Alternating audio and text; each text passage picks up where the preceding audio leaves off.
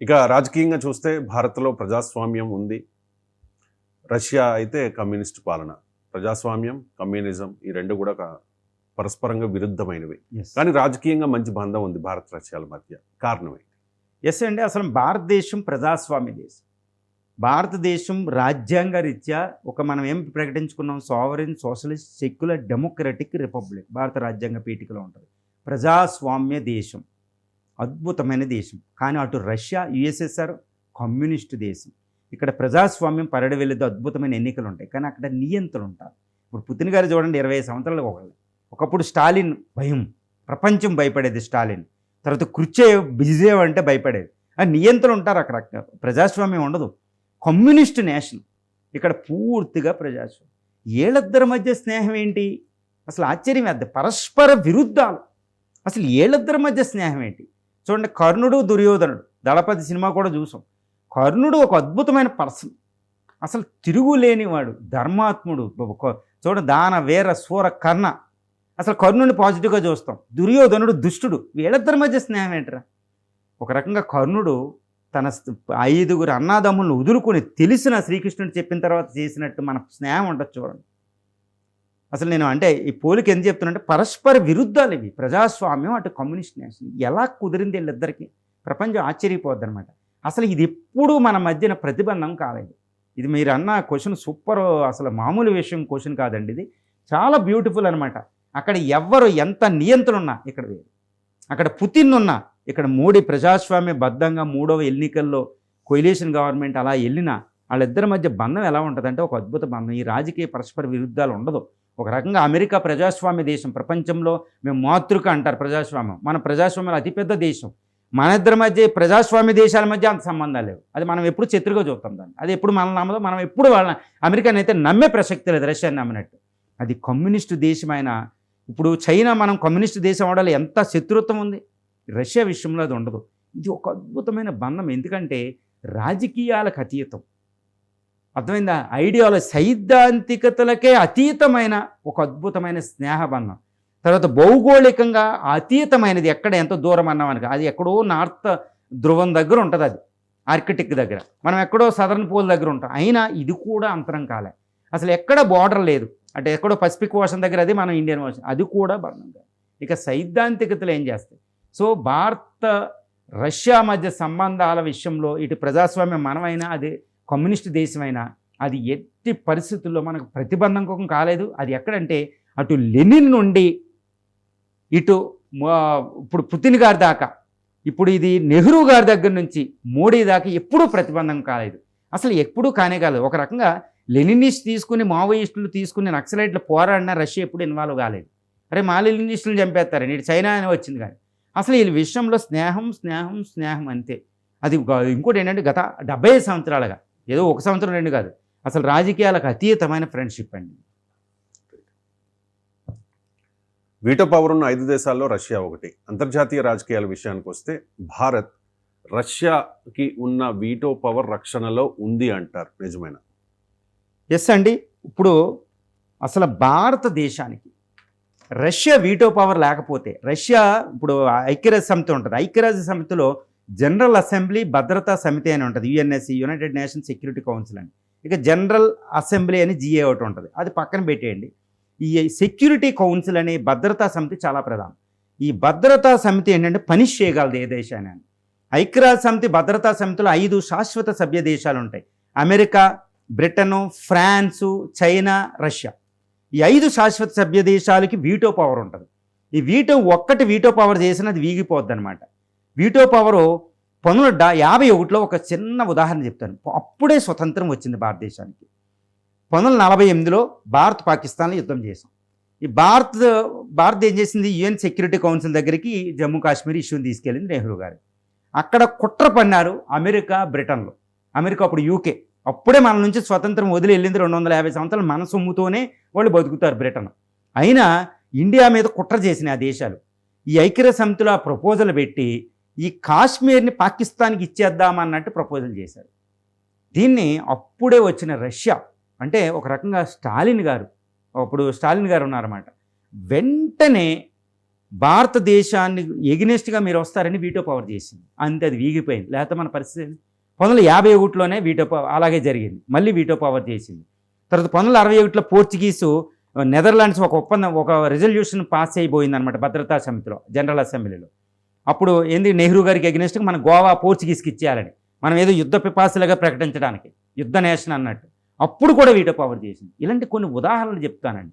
కార్గిల్ యుద్ధంలో ఎప్పుడైనా ఇప్పటి వరకు సుమారు భారతదేశం కోసం రష్యా సుమారు 30 సార్లు వీటో పవర్ను ఉపయోగించుకుందంట. తన 100వ వీటో పవర్ను ఉపయోగించింది కూడా ఇండియాని రక్షించడానికే. అసలు ఐక్యరాజ్య సమితిలో రష్యా వీటో పవర్ రక్షణలో మనం ఉన్నామని చెప్పొచ్చు. రష్యా వీటో పవర్ రక్షణలో భారతదేశం అనే మాట పెట్టవచ్చండి. రష్యా వీటో పవర్ అక్కడ ఉంది కాబట్టి అమెరికా, బ్రిటన్, ఈ చైనాలు ఎటువంటి వెస్ట్రన్ కంట్రీస్ ఎటువంటి కుయుక్తులు చేయలేకపోయింది. సో రష్యా వీటో పవర్, మనకు వీటో పవర్ లేకపోయినా అక్కడ ఉన్న ఈరోజు powerful nation India, powerful nation. అసలు రష్యా అవసరం మనకు లేదు, కానీ వీటో పవర్ విషయంలో ఇంకా దాని మీద డిపెండ్ అయ్యి ఉన్నాం. ఎందుకంటే చైనా చాలా డేంజరస్. అమెరికాని ఎప్పుడు నమ్మాలో తెలియదు. అమెరికా మనం ఎప్పుడు నమ్మలేము. అమెరికా ఎక్కువ ప్రపోజల్ చేసింది మన మీద. అటు బ్రిటన్, ఫ్రాన్స్ని నమ్మలేము. కానీ రష్యా వీటో పవర్ మనల్ని రక్షిస్తుంది. ప్రపంచంలో రష్యా ఏ దేశానికి కూడా అన్నిసార్లు వీటో పవర్ను ఉపయోగించలేదు. భారతదేశ రక్షణకు మేము ఉన్నాం, ఇదిగో మీకు భరోసా, మీరు ఏ స్థితిలో ఉన్నా మా వీటో పవర్ని మేము ప్రయోగించి మిమ్మల్ని రక్షిస్తామని అంతర్జాతీయంగా భారత రక్షణకి ఇచ్చింది రష్యా వీటో పవర్. అందుకే ఈ విషయం తెలిసి కూడా భారతీయులు రష్యా అంటే ఎంత రుణపడి ఉన్నాం బా, ఈ రుణాన్ని తీర్చుకోగలమా? అసలు రష్యా మనకు చేసిన సహాయాన్ని అని నిజంగా మనం రుణం కూడా తీర్చుకోలేమండి. రష్యా రుణం అంత విధంగా మనకి రష్యా వీటో రక్షణ మనకు ఉందంటే ఆశ్చర్యం వేస్తుంది, ప్రపంచాన్ని అంతటికి ఆశ్చర్యపోదు. మన దేశంలో కేంద్రంలో ఎవరు అధికారంలో ఉన్నా, అప్పుడు కాంగ్రెస్ కానీ ఇప్పుడు భారతీయ జనతా పార్టీ కానీ, అంతర్గత రాజకీయాలకు అతీతంగా రష్యాతో మన బంధం కొనసాగుతోంది. అది ఎలా సాధ్యమైంది? ఇది చాలా ఇంట్రెస్టింగ్ క్వశ్చన్. మొట్టమొదటి ప్రధాని నెహ్రూ, ఆయన ఎవరు? Congress, Indian National Congress. తర్వాత ఎవరు? Lal Bahadur Shastri, Indian National Congress. తర్వాత ఇందిరాగాంధీ, ఇండియన్ నేషనల్ కాంగ్రెస్.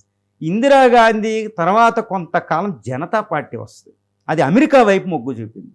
కానీ ఈ జనతా గవర్నమెంట్ కూడా అటు రష్యాతో స్నేహాన్ని వదల, అది చాలా వాటర్ షెడ్ అండి ఇండియన్ పాలిటిక్స్లో. తర్వాత కొయిలేషన్ గవర్నమెంట్స్ వచ్చినాయి, ఇటు బీజేపీ వచ్చింది, ఇటు సిపిఐఎం కూడా కొన్ని సందర్భాల్లో అధికారంలోకి వచ్చింది కొయిలేషన్ గవర్నమెంట్లో. ఇటు సిపిఐఎం ఉన్న, సిపిఐ పార్టీలు ఉన్న, లెఫ్ట్ పార్టీలు ఉన్న, ఇటు రైట్ వింగ్ పొలిటికల్ పార్టీ అయిన బీజేపీ ఉన్న, ఇండియన్ నేషనల్ కాంగ్రెస్ ఉన్న, ఏ పొలిటికల్ పార్టీ పవర్లో ఉంది హస్తినాలో అనేది ఇంపార్టెంట్ కాదు. వాళ్ళు ఎవరైనా రష్యాతో ఒక అద్భుతమైన బంధాన్ని అలా కొనసాగించారండి. ఇది ఏంటి విచిత్రం అనిపిస్తుంది. ఇప్పుడు మోడీ గారు అంటారు, నేను నెహ్రూ పేరుని చేరిపేద్దాం. అసలు నెహ్రూయే ఎక్కువ బంధం ఏర్పాటు చేశారు రష్యా, కానీ మోడీ గారు మాత్రం రష్యా బంధాన్ని వదులుకోలేదు. గుర్తుపెట్టుకోవాలి మనం. ఈవెన్ జనతా ప్రభుత్వం మొరార్జీ దేశాయ్, చరణ్ సింగ్ గవర్నమెంట్లో కూడా అమెరికాని ఎక్కువ, అమెరికా అధ్యక్షుడు కూడా ఇక్కడ తీసుకొస్తారు వాళ్ళు. అసలు ఆ మోడల్ ప్లానింగ్లు టైంను కూడా బయటికి వెళ్తారు కొంతవరకు. కానీ రష్యాతో బంధాన్ని మాత్రం జనతా ప్రభుత్వం వదల, దానికి తెలుసు. ఈవెన్ పివి నరసింహారావు గారు ఎన్ని విపత్తులు ఉన్న 1993లో బోరిస్ ఎల్సిన్ గారు ఇక్కడికి వస్తారు, మన వాళ్ళు వెళ్తారు. ఒప్పందం చూడండి.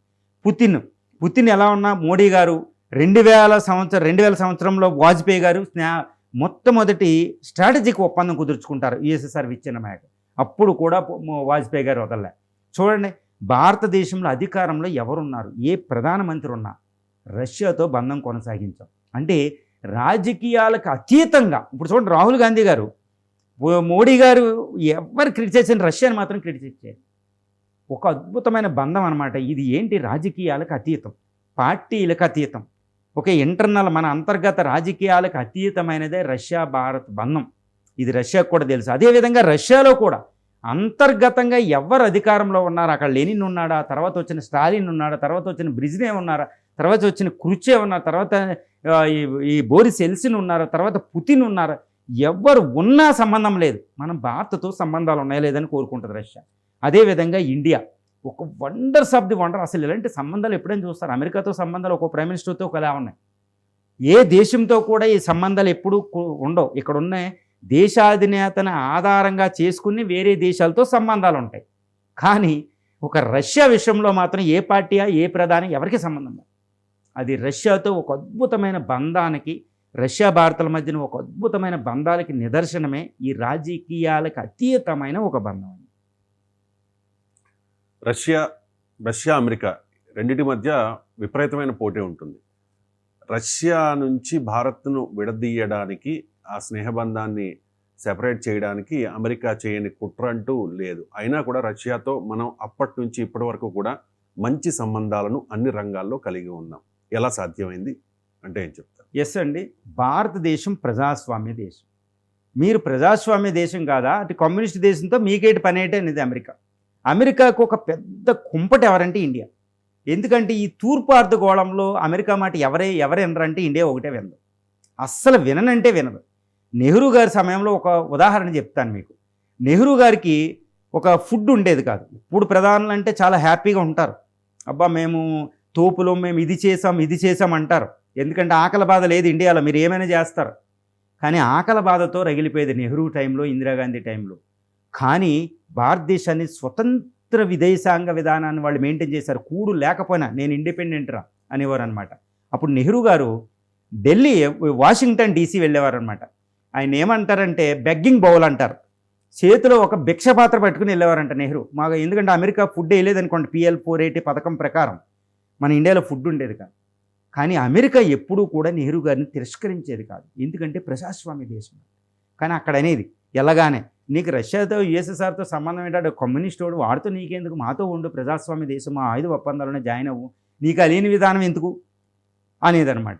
కానీ నువ్వు ఫుడ్ వేస్తే లేకపోతే లేదు, అంతేగాని ఎలాంటి లెసన్స్ మాకు చెప్పకొద్దనేవారు నెహ్రూ గారు. ఇప్పుడు S. జయశంకర్ గారు అంటుంటే గొప్ప అనుకుంటాం, అప్పుడు నెహ్రూ గారే అనేవారు ఇందిరా అనేది. ఇందిరా తిరస్కరించి వచ్చేసింది వైట్ హౌస్ నుంచి. కానీ భారతదేశానికి ఎప్పుడు ఫుడ్ ఇచ్చేది అది, ఎందుకంటే ప్రజాస్వామ్య దేశం. కానీ ఇటు రష్యా చూస్తే మీరు వీళ్ళతో స్నేహం చేయండి, ఇలా ఉండండి, మీకు ప్రజాస్వామ్యం ఎందుకు, మీకు ఎన్నికలు ఎందుకు, ఇండిపెండెంట్ ఫారిన్ పాలసీ ఎందుకు, అనేని విధానం ఎందుకని ఎప్పుడూ లెసన్స్ ఇవ్వలేదు మనకి, ఎందుకంటే ఇది నిజమైన స్నేహితురాలు కాదు. కానీ అమెరికా మన ఫ్రెండ్షిప్, రష్యా ఇండియా ఫ్రెండ్షిప్ని పోగొట్టడానికి ఎంత ప్రయత్నాలు చేసేదంటే భయంకరమైన విపత్కర ప్రయోజనం. ఇప్పుడు టైం లేక నేను చెప్పను కొన్ని కథలు, కానీ భయానకమైన కుట్రలు పనేది. కానీ ఎట్టి పరిస్థితుల్లో రష్యా భారత్ బంధం ఆ కుట్రలకు అతీతంగా పనిచేసింది. అదేవిధంగా చైనా కూడా కుట్రలు పనింది, మనం పట్టించుకోం. ఇప్పుడు కూడా కుట్రలు పనింది, మనం పట్టించుకోం. అసలు ఒక అద్భుతమైన బంధం. అమెరికా CIA ఎన్ని కుట్రలు పన్నిందో ఇందిరాగాంధీని చంపడానికి, ఇందిరాగాంధీని చేయడానికి, కానీ పట్టించుకోలేదు. ఇంకొక పెద్ద కుట్ర ఏంటంటే మన లాల్ బహదూర్ శాస్త్రి గారు చనిపోయింది తాష్కెంట్లో. అప్పట్లో రష్యాలో ఒక భాగం అది తాష్కెంట్లో, తజికిస్తాన్ క్యాపిటల్. ఈ తాష్కెంట్లో అంటే ఇప్పుడు తుర్క్మెనిస్తాన్ దగ్గర ఉంటుందండి. ఈ తాష్కెంట్లో మన భారత ప్రధాని చనిపోతే ఆ దేశాన్ని ఏమనాలి? చనిపోయింది CIA వాళ్ళ, అమెరికా ఇంటెలిజెన్స్ సీక్రెట్ ఏజెన్సీ. మన భారత ప్రధాని అక్కడ చంపేశారు. క్లాసిఫైడ్ రిపోర్ట్ చాలా వరకు చెప్తున్నాయి ఈ విషయం మీద, నేను చెప్పేది కాదు. భారత ప్రధాని ఒక దేశంలో చనిపోతే ఆ దేశాన్ని మనం శత్రువుగా భావిస్తాం కదా. కానీ భారతీయులు ఎవరో మన ప్రధానిని, అది కూడా లాల్ బహదూర్ శాస్త్రి చాలా ఇష్టమైన ప్రధాని భారతదేశంలో, ఎంత గొప్పడో మీకు తెలుసు నైతికంగా. అంత ప్రధాని రష్యాలో చనిపోయేలాగా CIA చేసింది, అది పెద్ద కుట్ర కదా. కానీ భారతీయులు ఎవ్వరూ కూడా రష్యాను అనుమానించలేదు, అప్పుడున్న క్రుచేవేళ్ళని అనుమానించలేదు, బ్రెజిని వాళ్ళని. లేదు ఇది రష్యా పని కాదు అని. ఎంత కుట్ర పనిందో చూడండి మన ఫ్రెండ్షిప్ని పోగొట్టడానికి. సో మీకు ఆయుధాలు ఇవ్వడం నేను ఇస్తానంటది, వీడు ఆయుధాలు టెక్నాలజీ ఎవరు. సో ప్రతి విషయంలో ఈవెన్ 1990 రష్యా విచ్ఛిన్నమైన తర్వాత అదో పేద దేశం, దాంతో మీకెందుకు అనేది మొదలెట్టేది. కానీ ఆర్థికంగా నువ్వు ఎంత ట్రేడ్ ఉన్నా మేము రష్యాని అయితే వదులుకోమంటూ రష్యా భారత్తో స్నేహం కొనసాగిస్తూనే ఉంది. అది అమెరికా కుయుక్తులకు వ్యతిరేకంగా చేస్తూనే ఉంది. రష్యా భారత్ల మధ్య బంధం ఈనాటిది కాదు, ఎప్పటి నుంచో ఉంది. కానీ ఈ మధ్య కాలంలో రష్యా చైనాల మధ్య కూడా బంధం పెరుగుతోంది. సో ఏదో పానకంలో పుడకేదో అంటారు కదా సార్, అలాగా చైనా ఎంటర్ అయిపోయింది ఇప్పుడు రష్యాకి భారత్కి మధ్యలో. ఆ ఎఫెక్ట్ ఏ రకంగా ఉండవచ్చు రష్యా భారత్ సంబంధాల్లో? ఎస్ అండి, ఇప్పుడు ఆర్థికంగా చూసుకుంటే రష్యా చైనా బంధం చాలా పెద్దది. ఎందుకంటే రష్యా యొక్క పెద్ద ట్రేడింగ్ పార్ట్నరు చైనా, రష్యాకి పెద్ద అండ చైనా. ఎందుకంటే అమెరికా శత్రువుని ఎదుర్కోవాలంటే ఇటు రష్యా చైనాలు బలపడ్డాయి. అదేవిధంగా ఆర్థికంగా కాకుండా ఆయుధ మార్కెట్ కూడా ఎక్కువ ఆయుధాలు కొనేది చైనా. అదేవిధంగా దానికి ఏ విధమైన సహాయం చేసేది అదే, ఎక్కువ ఆయిల్ దాని దగ్గర కొని ఎక్కువ డబ్బులు ఇస్తుంది. అంటే ఇప్పుడు రష్యా చైనా మీద ఆధారపడిపోయింది. కానీ ఇటు చైనా భారత్కి చెంది, భారత్ను అణగదొక్కాలి. అందుకే రష్యాకి ఎప్పుడు చెప్పేది చైనా అనమాట, అంటే మీరు ఇంకా ఇండియాతో సంబంధాలు వదులుకోండి అన్నట్టు మాట్లాడుతుంది. ఇది ఇప్పుడు రష్యా భారత సంబంధాలకి పెద్ద ప్రతిబంధకం ఇటు చైనా రష్యాల మధ్య బంధం పెరగడం. అయినప్పటికీ రష్యా చాలా జాగ్రత్తగా వ్యవహరిస్తుంది. పుతిన్ గారు కూడా చాలా జాగ్రత్తగా వ్యవహరిస్తారు. మీకు దానికి ఉదాహరణ ఏంటంటే షాంఘై కోఆపరేషన్ ఆర్గనైజేషన్ అని ఒకటి ఉంటుందండి. ఇందులో 5 పెద్ద దేశాలు ఉంటాయి. ఇందులో ఇటు రష్యా ఉంటుంది, చైనా ఉంటుంది, ఇండియా ఉంటుంది. ఈ షాంఘై కోఆపరేషన్ ఆర్గనైజేషన్లో ఎక్కువ పెద్ద అన్న పాత్ర పోషించే చైనా. దాన్ని అణగదొక్కాలంటే ఇటు ఇండియాని అందులో పెట్టాలి. రష్యా ఇండియాని అందులోకి తీసుకెళ్ళింది. అర్థమైందండి? ఈ విధంగా రష్యా చాలా బ్యాలెన్స్డ్ రిలేషన్షిప్ మెయింటైన్ చేస్తుంది. ఇక్కడ చాలా పెద్ద విషయం ఏంటంటే చైనా ఎన్ని చెప్పినా రష్యా వినదు. ఎందుకంటే వాళ్ళిద్దరూ ఒకటి ఏకమైంది బద్ధ శత్రువు, వాళ్ళ ఉమ్మడి శత్రువు అయిన అమెరికాకి ఎగ్నెస్ట్గా కానీ వాళ్ళిద్దరి మధ్యన స్నేహం ఉండదు కమ్యూనిస్ట్ దేశాలని. ఎందుకంటే 1969లో రష్యా ఇటు చైనా యుద్ధం చేసుకున్నాయి. వాళ్ళకి బోర్డర్ ప్రాబ్లం ఉన్నాయి మంగోలియా దగ్గర. వ్లాడివోస్తోక్ పోర్ట్ నాదే అంటది. సైబీరియాని ఎప్పుడు ఆక్యుపై చేద్దో తెలియదు. అక్కడ పాపులేషన్ తక్కువ ఉంటుంది. చైనాకు అవసరం ఎక్కువ అంటే ఆర్థిక వనరులు ఉంటాయి. సైబీరియా అంటే అది హాట్స్పాట్ అనమాట. ఆర్థిక వనరులు ఎక్కువ ఉన్నది. సో ఏ టైంలో వాళ్ళిద్దరి మధ్య అనుమానాలు. అందుకే రష్యా చైనాతో ఎంత సంబంధాలు ఉన్నా ఇండియాని మాత్రం పోగొట్టుకోదు. ఇంకోటి అంటే రష్యా చైనాకి ఎన్ని ఆయుధాలు అమ్మినా వాళ్ళు టెక్నాలజీ ట్రాన్స్ఫర్ చేయదు. ఇదే నేను చెప్పేదానికి ఉదాహరణ. కానీ భారత్కి టెక్నాలజీ ఇస్తే S-400 S-500 technology, Sukhoi technology కూడా ఇస్తుంది. కానీ వాళ్ళకి ఆయుధాలే అమ్మిద్ది, టెక్నాలజీ అవ్వదు. ఇది ఒకటే ప్రబల ఉదాహరణ. అంటే రష్యా ఎప్పుడు చైనాని నమ్మదు, రష్యా ఎప్పుడు ఇండియాని నమ్మింది, ఇండియా ఎప్పుడు రష్యాని నమ్మింది. కాబట్టి చైనా ఎంత కుయుక్తులు ఎంత బంధాలున్నా రష్యా ఇండియా సంబంధాలకి చైనా అనేది ప్రతిబంధకం కాదు. ఎందుకంటే రష్యాకి చైనాకి మధ్య ఉన్న అనుమానాలు.